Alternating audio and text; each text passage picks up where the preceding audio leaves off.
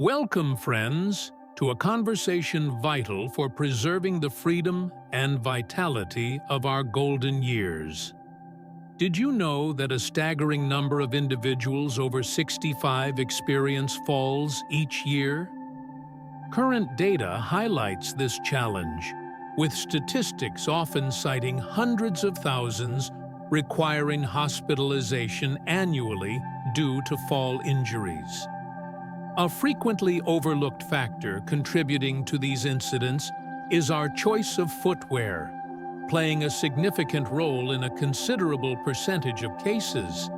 This isn't just a statistic, it's about lost independence, limited activities, and a silent erosion of the active life we cherish. Consider the story of Thomas, a gentleman in his early 70s who, after a lifetime of activity, faced a life-altering moment when a simple slip on a familiar floor led to a hip fracture. The path back to independent walking seemed uncertain. His experience isn't unique. Many believe footwear is a minor concern, a matter of comfort or style. But for aging feet, it becomes a critical foundation for stability and mobility. Thomas' journey didn't end with that fall. It became a testament to understanding and addressing key footwear challenges. By the end of our discussion, you'll see how strategic changes can lead to remarkable recovery and renewed activity, helping you avoid common pitfalls that sideline many. Our relationship with our feet changes profoundly as we age. The shoes that were comfortable and supportive in our younger decades may inadvertently become obstacles later in life. This transformation isn't merely anecdotal, it's rooted in the natural changes our bodies undergo. Our feet experience several significant shifts that impact how they interact with the ground and bear weight. Firstly, the protective layer of fatty tissue on the soles, which acts like a built-in cushion, naturally thins over time. This leaves the underlying bones and nerves more exposed and vulnerable to impact with each step. Secondly, the intricate network of nerve endings in our feet, crucial for balance and proprioception, our body's sense of position, can become less sensitive. Research indicates a noticeable decline in these receptors after age 65, affecting our ability to quickly sense and correct imbalances. Thirdly, the ligaments and tendons that support the foot's structure can stretch, potentially altering the foot's shape and increasing sensitivity in the joints to even minor misalignments caused by ill-fitting or unsupportive shoes. Recognizing these natural changes is the first step toward making informed footwear choices that protect our mobility. Thomas shared his own realization about these changes. "I never thought about my feet changing," he reflected. "I just kept wearing the same types of shoes I always had, the ones that looked fine or felt familiar." He, like many, wasn't aware that beneath the surface, his feet required a different kind of support and protection.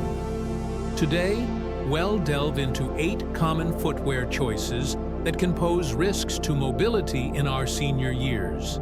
But importantly, we won't just highlight potential problems.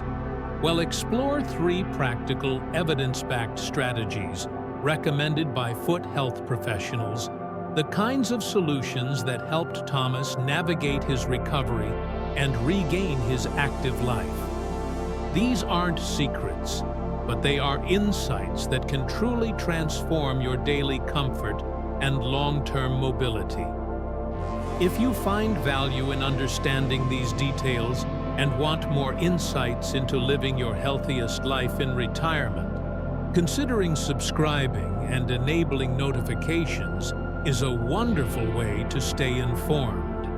And if this conversation resonates with you, a simple like helps others who need this information find it. Have you ever experienced persistent foot discomfort or a specific foot problem that limited your participation in activities you love? Perhaps it made walking challenging or impacted your ability to stand for long periods? Sharing your experience in the comments below can be incredibly helpful. You might find a community of others facing similar challenges, and sometimes knowing you're not alone is the first step towards finding a solution. Let's begin with a footwear choice that might seem primarily a concern for fashion, but carries significant risks, even in its most modest forms: shoes with elevated heels. When we wear any type of heel, even a low one measuring just 1 to 2 inches, our body's weight distribution shifts forward unnaturally. This redistributes pressure, placing a disproportionate load, potentially 75% more, onto the ball of the foot and toes.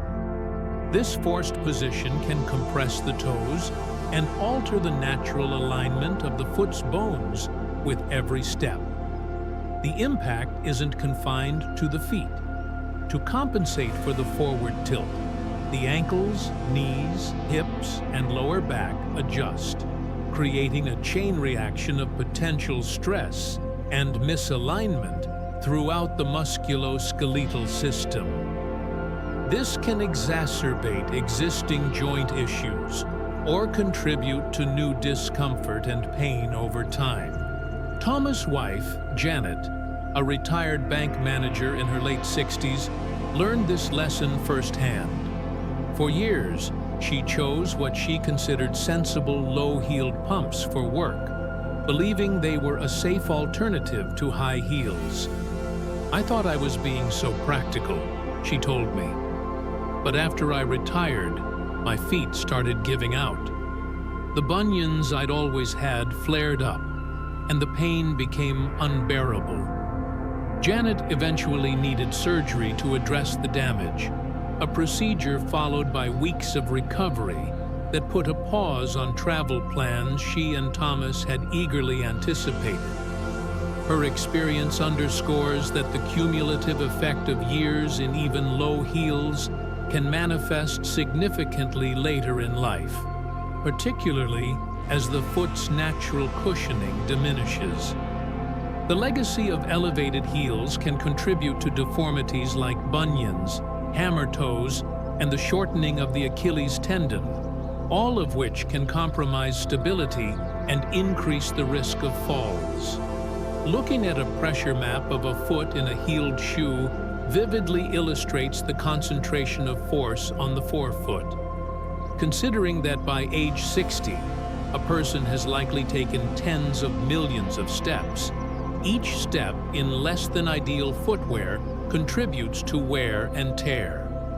The danger isn't solely in wearing heels now, but in the long-term structural changes they may have caused decades ago, changes that become problematic as the aging foot loses its protective padding and resilience. Many women may have shoes with even modest heels tucked away for special occasions. It's worth considering the potential trade-off between a brief moment of formality and the long-term impact on foot health and stability. Perhaps reflect on the shoes you reach for when you want to feel a bit more dressed up. Would you feel comfortable sharing if you're now rethinking some of those choices after learning how even low heels can affect your feet over time? Our second footwear choice that might surprisingly pose a risk, especially if you enjoy warmer weather or live in a sunny climate, is the ubiquitous flip-flop.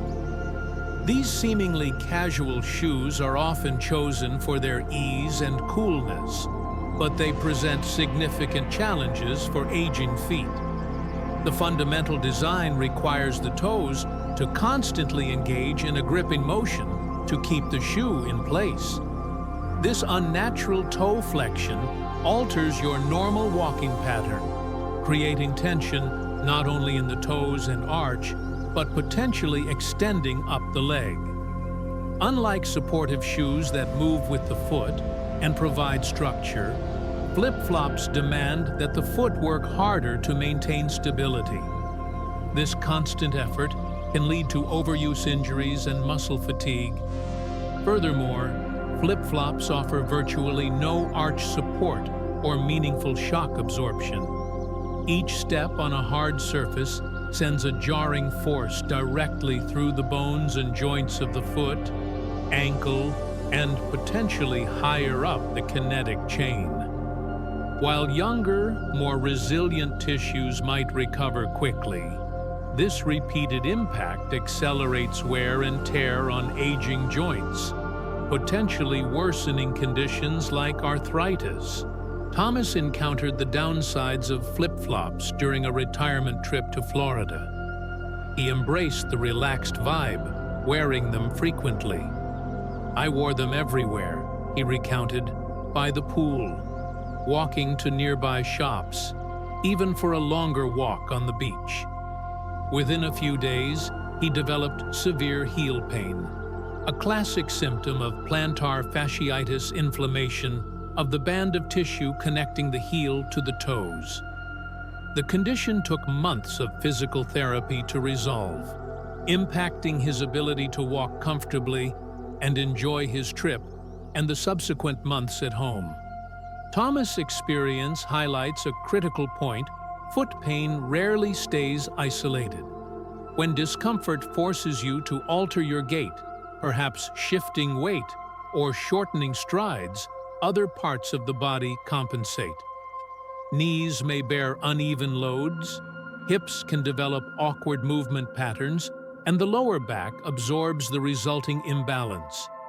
A single poor footwear choice can initiate a chain reaction affecting your entire body's alignment and comfort. Many older adults who wore flip-flops without issue in their younger years find their aging feet can no longer tolerate the lack of support and structure, making comfortable, supportive footwear essential. What are your go-to shoes for comfort at home or quick trips out? Have you ever noticed foot or leg pain that seemed to coincide with wearing a specific type of casual shoe, like flip-flops? Sharing your observations can help others connect the dots between their footwear and their comfort. Now, let's discuss a footwear mistake that is incredibly common, perhaps happening right now as you read this, wearing athletic shoes that appear outwardly fine but are functionally worn out. Many seniors rely on comfortable sneakers for daily activities, which is excellent, but the lifespan of the supportive components within these shoes is much shorter than most people realize. The critical element is the midsole foam, designed to absorb the impact of each step. With regular use, this foam compresses and loses its ability to rebound and cushion, often degrading significantly after just 6 months of consistent wear, long before the outer fabric or tread shows obvious signs of age. This presents a unique challenge for our generation, many of whom grew up with a prudent mindset, taught to make things last. Coupled with the realities of managing finances on a fixed income, there's a natural tendency to keep using shoes that look perfectly serviceable. However, the invisible breakdown of internal support leaves your joints vulnerable to repetitive impact forces, which can be several times your body weight with each stride. Thomas initially resisted replacing his sneakers because they looked like new even after several years. The soles weren't worn smooth, there were no tears, they were still clean, he explained. He attributed mysterious knee pain to age or other factors, never suspecting his perfectly good shoes were the culprit. When he finally replaced them, his knee pain began to subside within weeks. That relatively small investment in new footwear potentially saved him from a more costly and invasive medical procedure down the line. Here's a simple test you can perform with your everyday walking shoes. Hold the shoe by the heel and toe and try to twist it like you're wringing a cloth. A truly supportive shoe, designed for stability, should have torsional rigidity and resist this twisting motion, only bending primarily at the ball of the foot, where your toes flex naturally. If your shoe twists easily, the supportive structure is likely compromised, regardless of its appearance. When was the last time you purchased new everyday walking or athletic shoes? Be honest with yourself if it's been significantly longer than 6 to 12 months of regular wear, especially if you're experiencing new aches or pains. This might be a valuable area to reevaluate.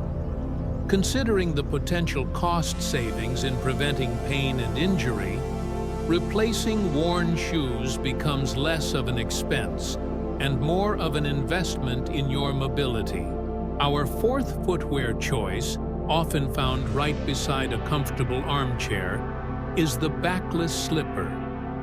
These are chosen for their ease of slipping on and off, but they are deceptively hazardous, especially within the home environment.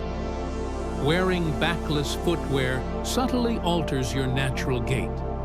To keep the slipper from flying off, your toes instinctively grip, leading to a shorter stride and increased muscle tension in the foot and calf. The heel lifts earlier in the walking cycle, and crucial ankle stability is significantly reduced. These seemingly minor changes can significantly compromise your balance without you consciously realizing it.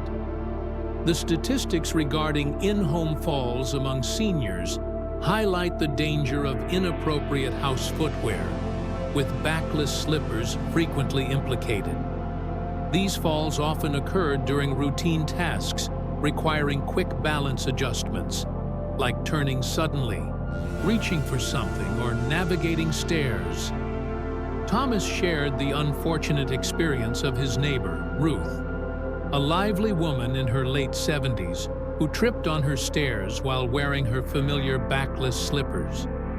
She had worn that style forever, Thomas recalled. Paramedics noted how frequently they respond to similar incidents involving inadequate indoor footwear. Ruth's fall resulted in a broken wrist, severely limiting her ability to perform daily tasks independently for months.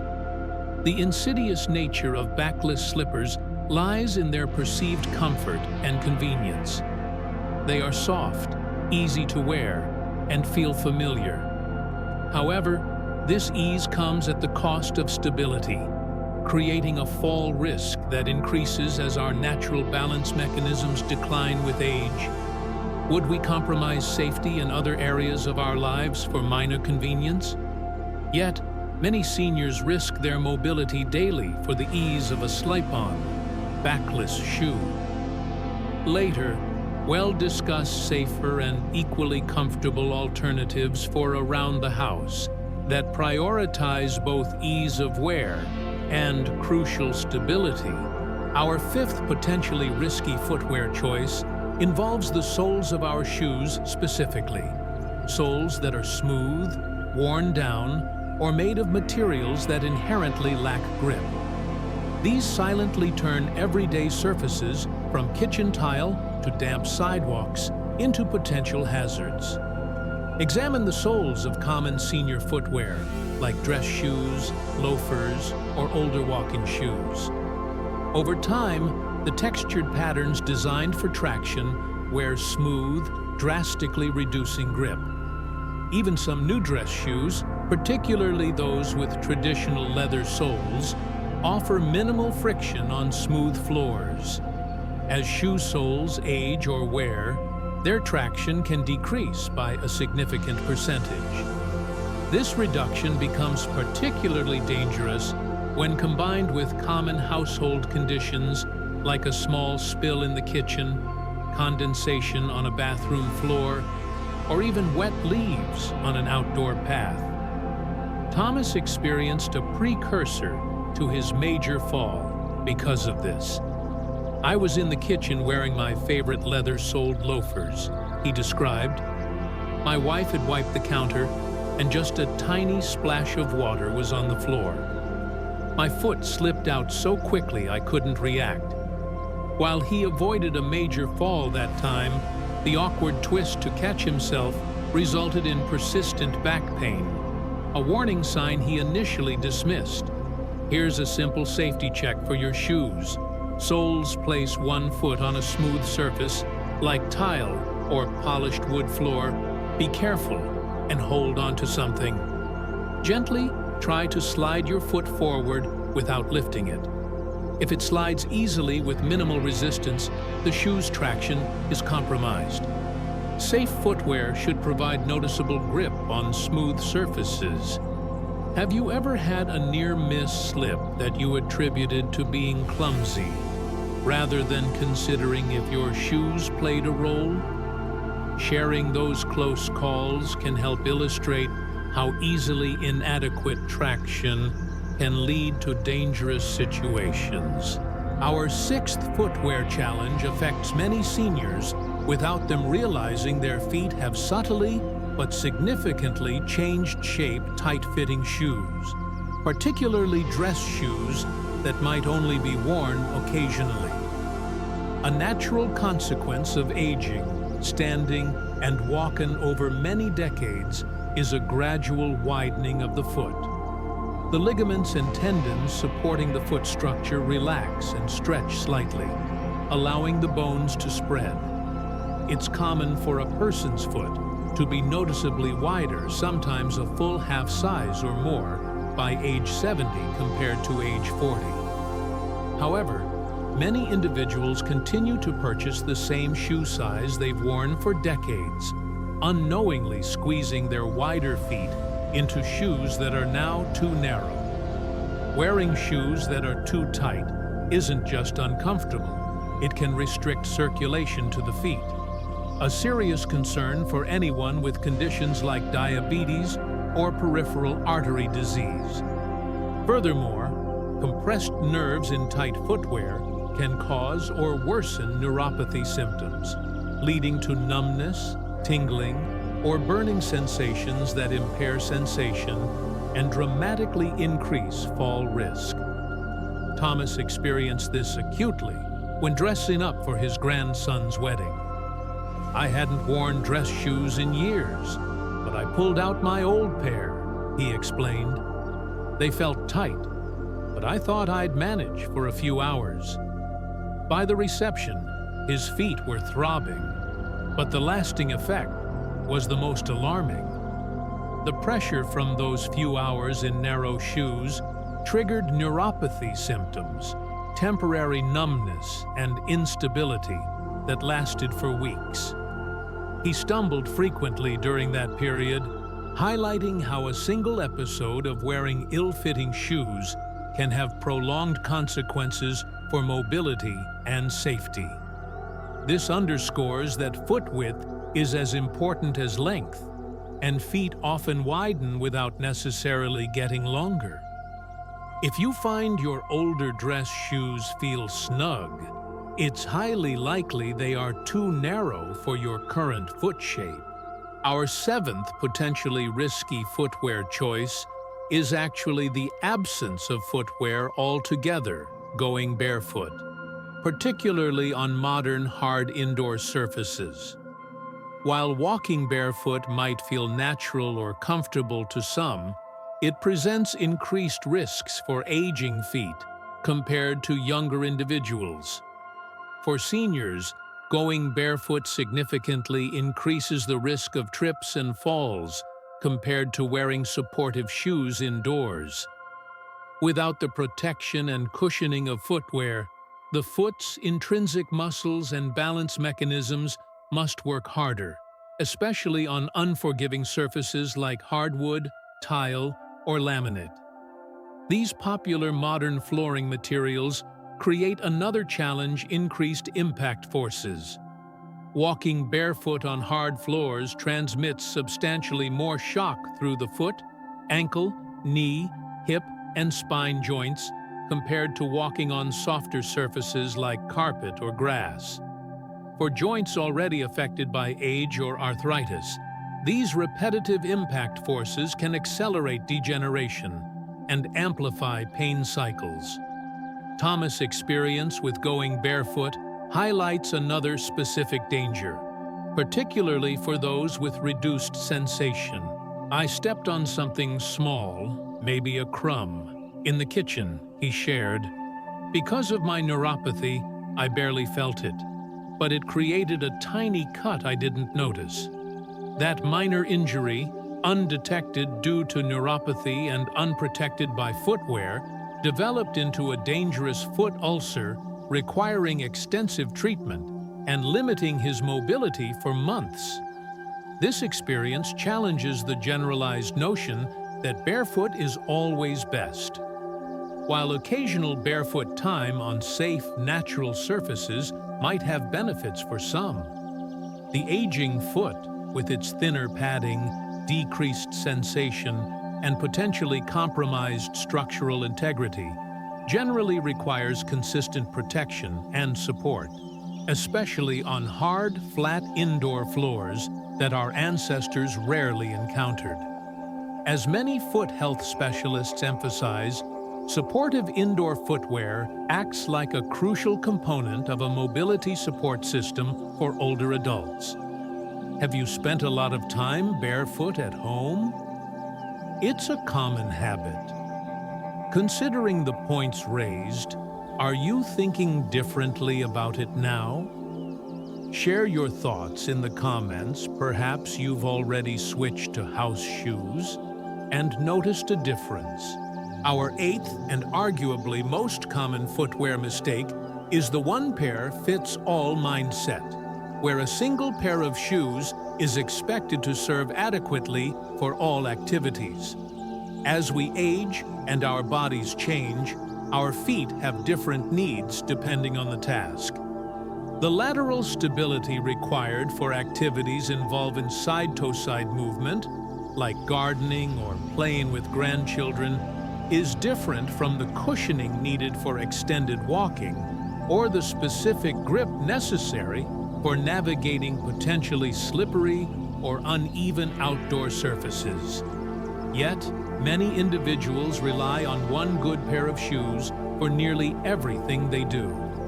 Thomas fell into this trap, using his comfortable, well-regarded walking shoes for his daily walk, gardening, and even casual outings.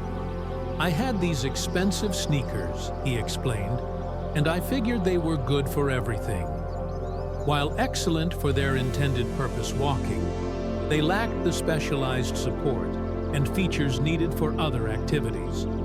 When gardening, the walking shoes provided insufficient lateral stability for kneeling, bending, and rising motions, straining his knees and ankles. Walking surfaces like grass or soil could clog the tread, reducing grip on pavement. Using one pair for multiple activities also accelerates their overall wear and tear, degrading the cushioning and support faster than designed for a single purpose. This is where adopting an activity zone concept for footwear becomes incredibly valuable for seniors. Many foot health professionals now recommend having specific types of footwear tailored to the different demands of your daily life. This might include distinct shoes for indoor use, everyday walking and errands, and specific hobbies or activities. While it might seem more economical to use one pair for everything, the potential cost of injury from inadequate footwear, a fall, aggravated joint pain requiring medical attention, far outweighs the investment in having 2 or 3 pairs suitable for different needs. Now, let's transition to the positive and proactive steps you can take. The solutions that made such a dramatic difference for Thomas are accessible and can significantly improve your comfort, stability, and confidence. Our first life-changing solution is perhaps the most fundamental, yet often overlooked: getting a professional shoe fitting specifically tailored for aging feet. Did you know that a large percentage of adults wear shoes that are not the correct size, often too short or too narrow? This isn't just about comfort. Ill-fitting shoes are a major contributor to foot pain, deformities, and instability.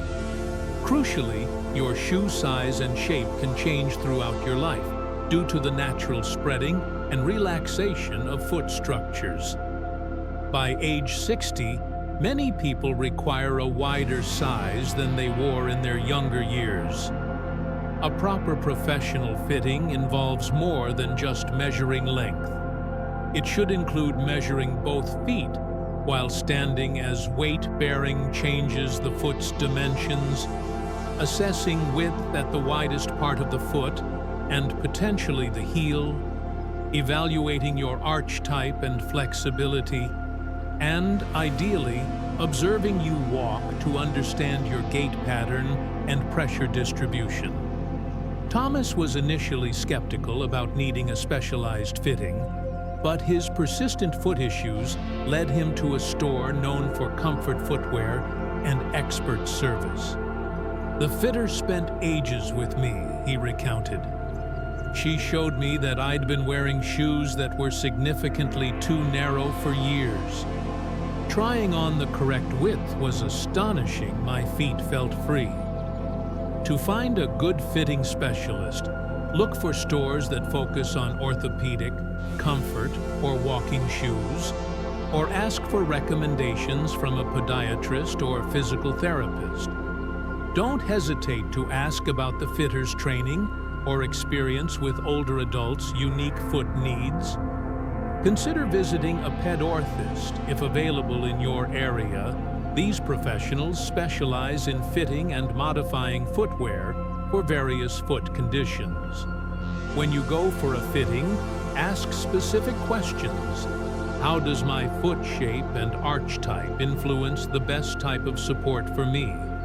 Are there specific features like a wide toe box or rocker sole that would benefit my gait? Based on how I walk, are there areas where I need extra cushioning or stability? Most people can't recall the last time they had their feet professionally measured, if ever. Consider making this a priority. If you get fitted, share what you learn about your foot size and shape in the comments. It might be a surprising insight for others. The second transformative solution Thomas implemented was adopting the 3-zone system for his footwear wardrobe. This practical approach acknowledges that different environments and activities require different types of support to maximize safety and comfort throughout the day. Zone 1 is your home footwear. This is critical for preventing falls inside.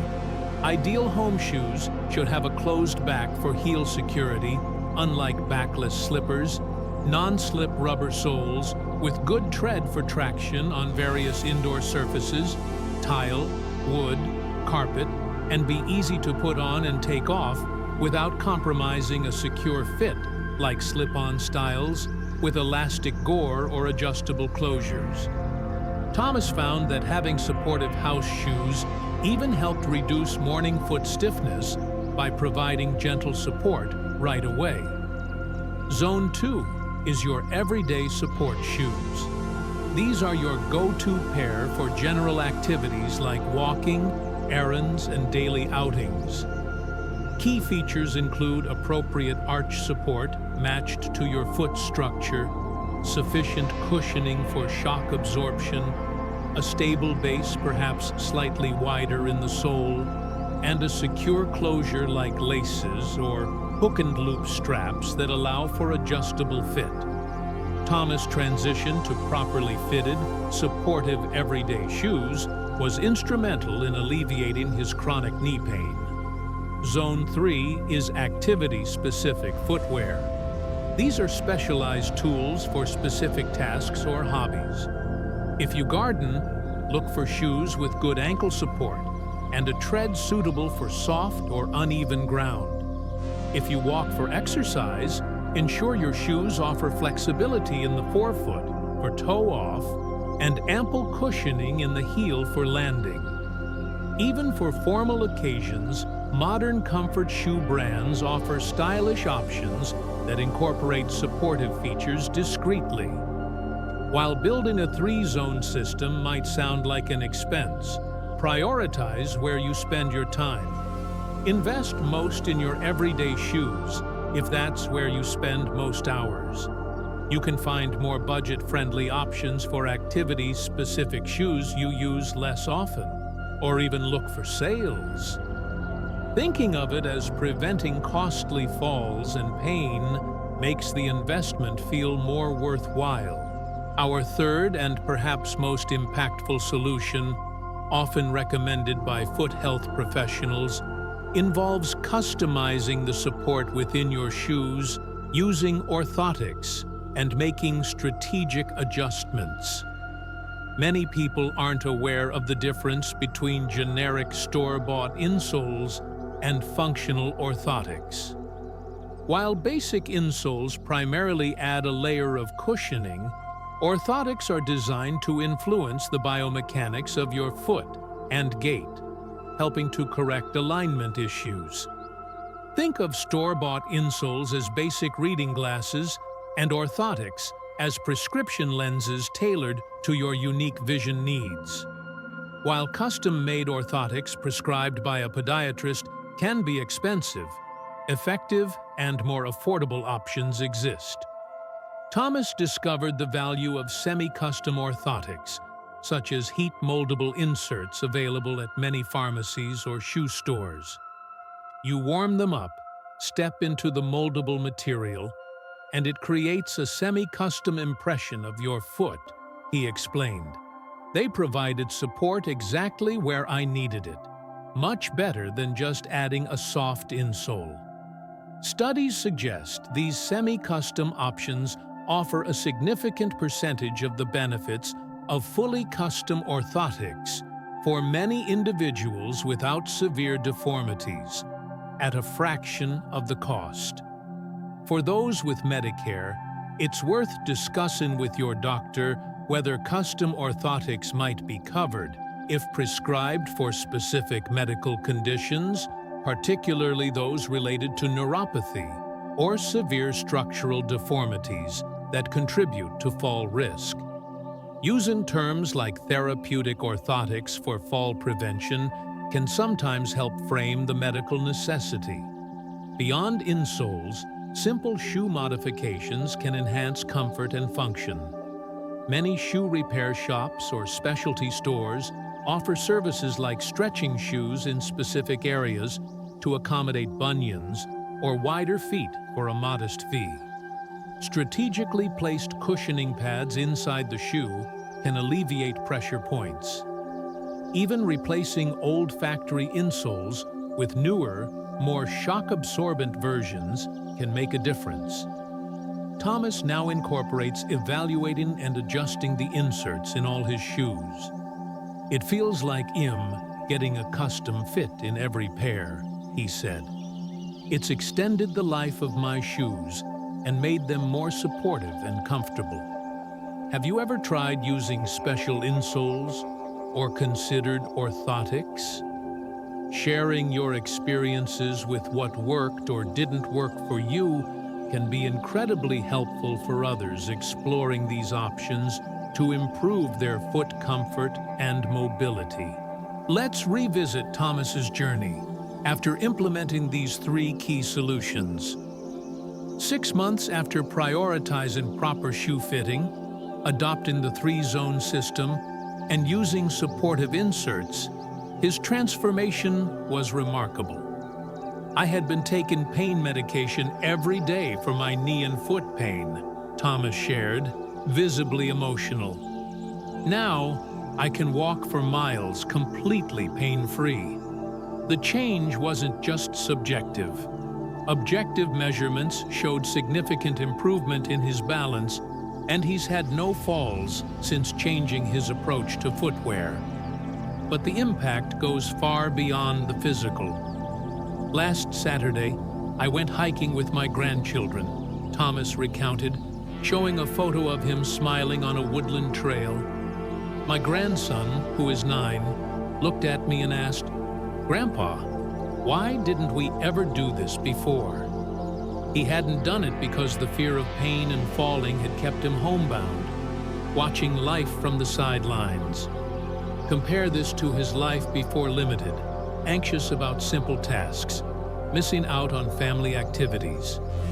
Thomas's story is a powerful reminder that our footwear choices are foundational to our mobility and, by extension, our ability to engage fully with life.